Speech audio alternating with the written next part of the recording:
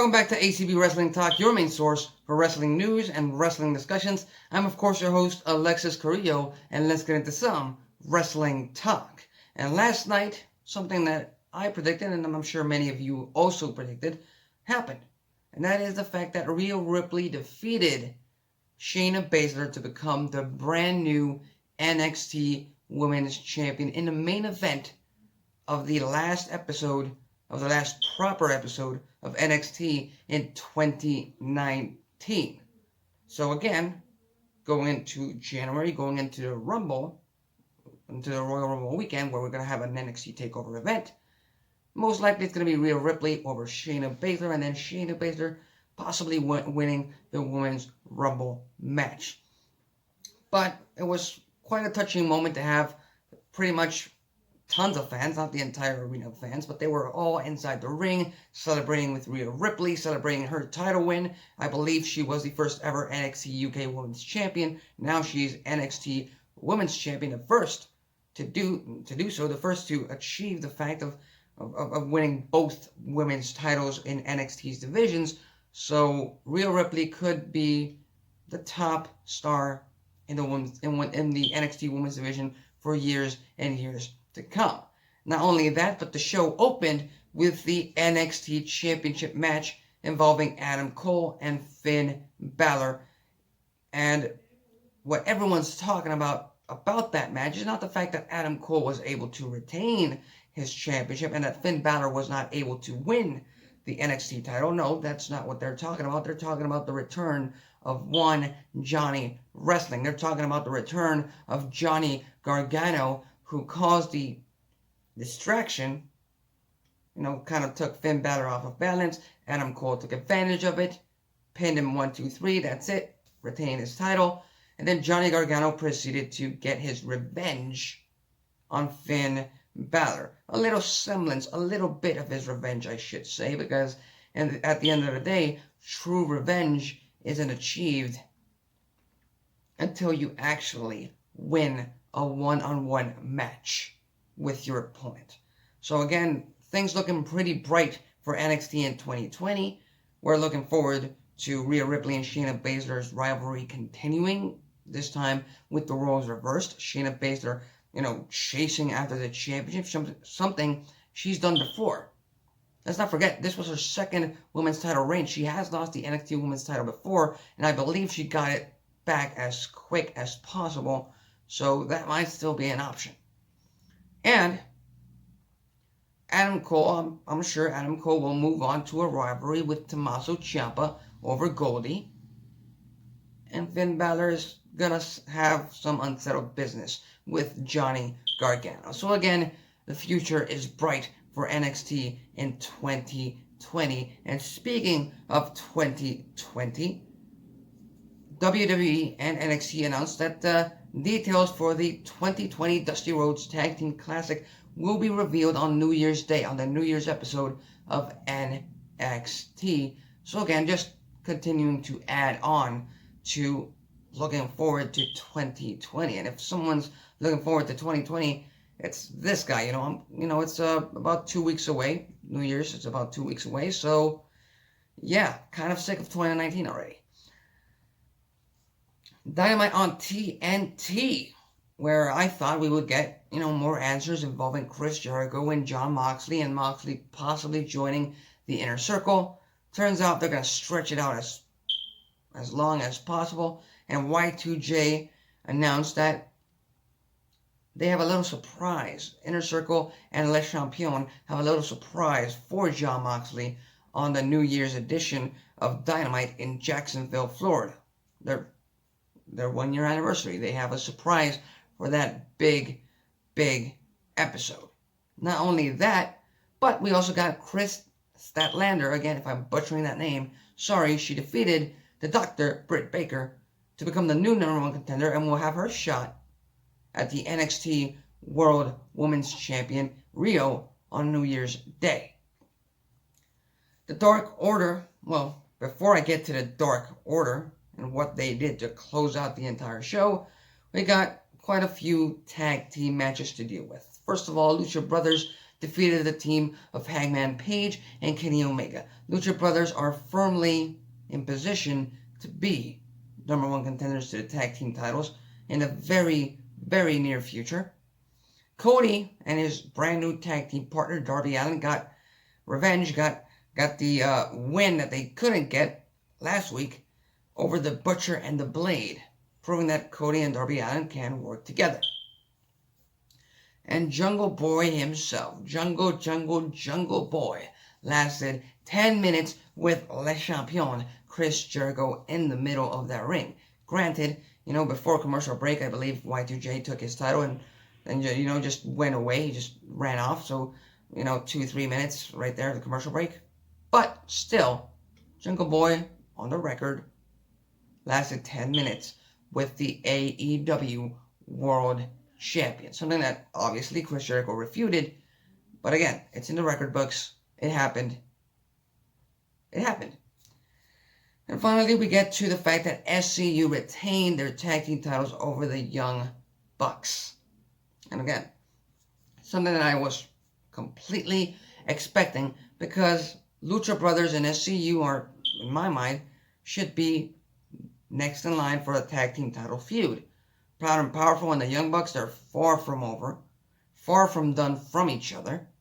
As a matter of fact, the fact that just a week ago they had the Texas Death Match and the Young Bucks won that bout. Just one win, one battle won in the entire war, because at the end of the day, I think AEW is building up to this whole entire Inner Circle versus the Elite faction war in AEW. And Young Bucks, Proud and Powerful, they're both a part of this entire thing. But one thing that could play into that and actually ruin all of these plans is the fact that the Dark Order has started to make themselves noticed on AEW programming in a bigger light, especially last night, because they surrounded the ring looking to initiate the Young Bucks and SCU. And it looked like they were about to before Hangman Page, before Kenny Omega, before Cody, and before Dustin Rhodes all came out to try and make the save, and then a huge brawl to end the show. So again, 2020, here we come. Here we come. Both AEW and NXT looking towards 2020, and why shouldn't they? Like I said, autopilot, not just for professional wrestling, but for life itself, for the most part, for every single human being out there. Moving on to our third segment, and being the fact that it is 2019, it is still 2019, and these Wednesday Night Wars have just started, it'd be hard not to touch upon this subject once more. And that's the fact that Eric Bischoff thinks that AEW All Elite Wrestling should be concerned about the ratings dropped. This after speaking to Wrestling Inc. on their Wrestling Inc. podcast. And I quote, this is what Eric Bischoff had to say. I really didn't expect AEW to do much better than 500,000 to 600,000 viewers on their premiere episode, because other than Chris Jericho, Cody Rhodes, and the Bucks, there's not a lot of nationally known branded talent. They're very popular on the indie scene and strong on social media, but I underestimate that substantially when they came in at 1.4 million on their premiere episode. AEW has far exceeded my expectations, and I'm glad to be able to say that. There's a lot of people talking about their perspective and what it means, and if somebody's doing well or not so well. None of those people happen to be representatives of the network that's living or dying by their ability to sell advertising for that show. I don't mean this to be critical, but if you look at NXT and AEW, both of those shows are delivering numbers that were embarrassing to TNA a couple of years ago. I don't know how you can look at those numbers and not be concerned. In the TV industry, if you're not building your audience, you're killing your audience. You're either growing or dying. People are probably saying the right things to the press, but if I was only delivering 800,000 viewers in prime time and my numbers weren't showing signs of growing, you're gonna fly into an iceberg sooner or later. And as a matter of fact, Eric Bischoff, what he had to say right here to Wrestling Inc. is pretty damn true. Number one, TNA Wrestling in its heyday, in prime time on Spike TV, with Hulk Hogan, with Jeff Hardy, with Sting, with Mr. Anderson, with all these bigger names as a part of the product, as a part of the company, they normally did 1.2, 1.3, 1.4 million viewers. I believe the highest they ever did was 2.2 million viewers. And whereas AEW did produce a quite large amount of viewers for their premiere episode, 1.4, their numbers have gone down, and they've gone down, and they've continued to go down. Even reaching the point that, they've amounted to only just over 600,000 viewers. And that's worrying because of all the money that's being invested into AEW week in and week out. That's embarrassing because, they're on prime time. They're on TNT, and I get it. We're on autopilot. Not a lot of people watch wrestling right now. But in just 2 months, AEW's audience has been cut in half. In just 2 months, cut in half. Like Eric Bischoff points out, there hasn't been any growth in the AEW audience. And if TV execs were to just look at the pure numbers, they would be able to notice the fact that AEW Dynamite's lost viewership. They've steered viewers away from the product. Just looking at the numbers, not looking at the product, not looking at the fact that it's a brand new company. AEW has steered viewers away from the company. Will that affect them in the future? Hopefully not. Like I said, AEW should try and be successful. They should be as successful as possible, just as any other wrestling company out there, because that's what the wrestling industry needs. But what will TNT, what will Time Warner do with AEW if they're not garnering the viewers that they should be garnering? I mean, they're on prime time. Like I said, it's prime time. They should be, attracting new viewers each and every week. Each and every week. That's TNT's expectations, at least from a TV exec's point of view. And I'm just speculating again because I'm far from being a TV executive. I'm just speculating. But Eric Bischoff does have a point. And the fact that AEW should be concerned about their ratings declining. But what do you think? Do you think AEW should be concerned and they should focus on getting their viewership back up? Or do you think that they should remain and the way they are and they should just start building and then eventually fans will grow to follow the product week in and week out? Leave your thoughts, comments, and predictions on the comments section below. Don't know what's going on with my voice today. Killer Kross has finally been granted his release from Impact Wrestling. Killer Kross, a main eventer that I was hoping could be a part of Impact programming for years and years to come. And if I'm not mistaken, he still had about a year left on his deal with Impact prior to him being released, prior to him asking for his release from the company. And it's a shame for Impact Wrestling because they need the star power. They need someone as big as Killer Kross, a personality such a larger than life as Killer Kross. That's someone they need.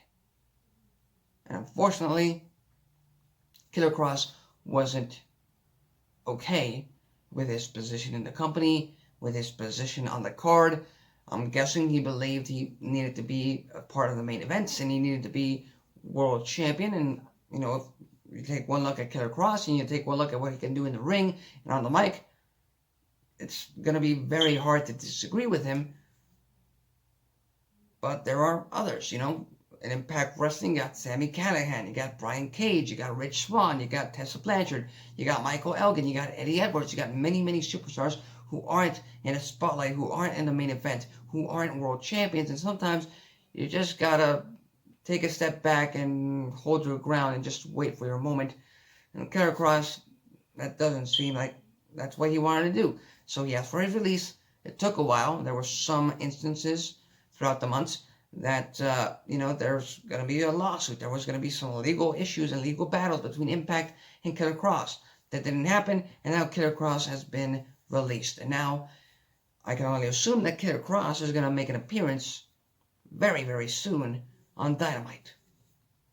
And he should. Will he be in the main event on AEW? On Dynamite? Doubtful. They have big stars too. Wherever you go, whichever company you look at, they already have their established stars. They already have their top guys.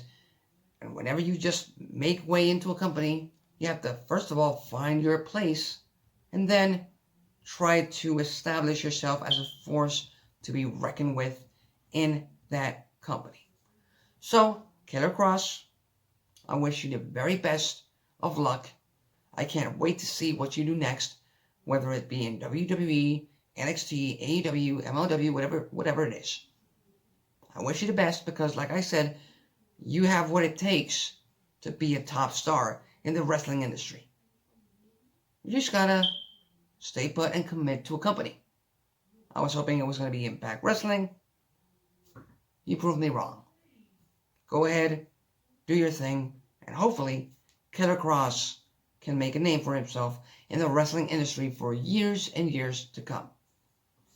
And finally, one segment, one topic that doesn't really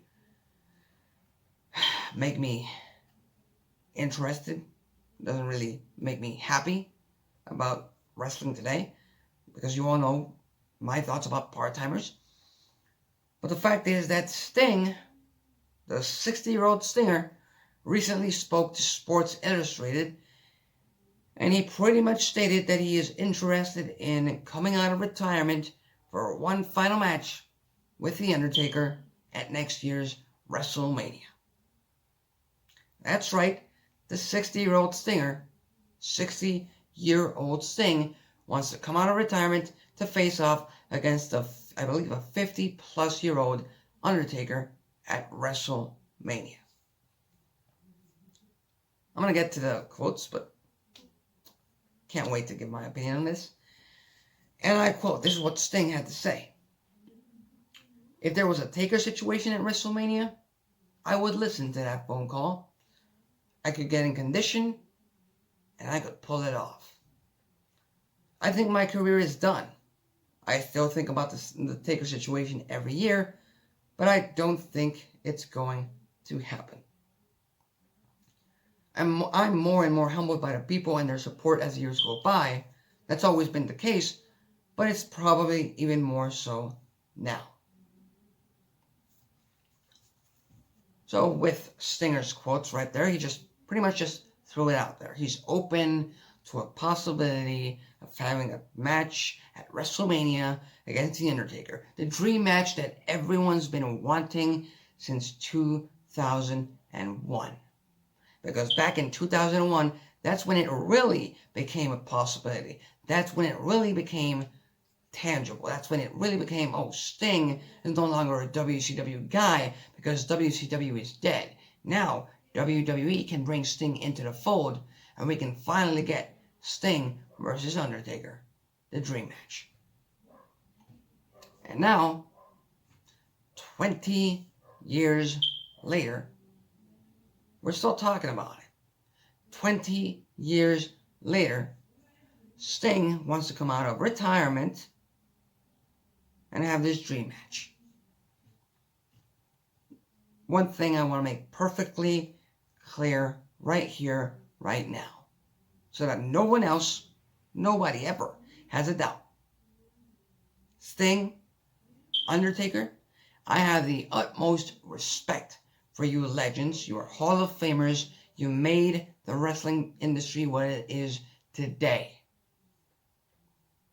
I have tons and loads of respect for what you've done for every single up-and-coming professional wrestler out there that you've put over the years, over the decade. I cannot express that enough. With that said, though, Sting, you're 60 years old. You had to retire due to an injury from a buckle bomb from Seth Rollins when very few people, as a matter of fact, pretty much no one gets injured out of that buckle bomb. You know why you got injured? Because your body couldn't take the damage any longer. And we just saw that on WWE Untold on the WWE Network. You said it yourself. Your words, not mine.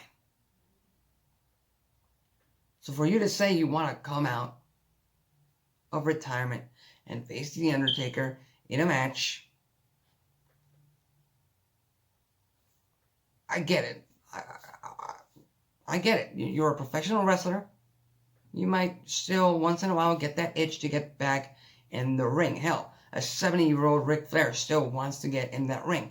Hulk Hogan still wants to get in that ring. But at some point, enough has got to be enough. At some point, you got to worry about your legacy. At some point, you got to worry about the image you're sending yourself out on. Because Sting in his last days in TNA was embarrassing, was awful professional wrestling. You know, other professional wrestlers in their prime had to slow themselves down just to keep up with Sting's pace. And Sting and Taker at WrestleMania sounds all good and well in this dream match, but they're well past their prime.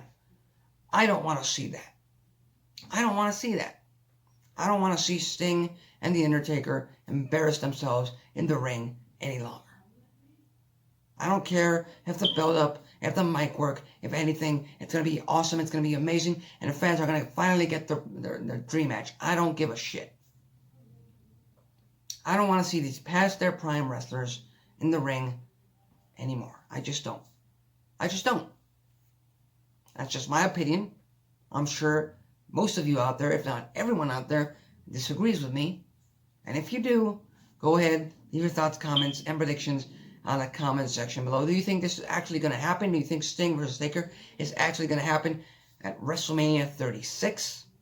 Or are there a very select few of you who agree with me, who think your time's done, your time passed you by, and now you just got to lay him back and just support the Seth Rollins and Roman Reigns and Kevin Owens and the Hangman Pages and Kenny Omegas of today's wrestling industry and just stand back and watch.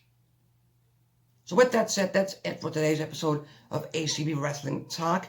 If you like this video, hit that like button. If you dislike this video, hit the dislike button. That's it for me. Till next time.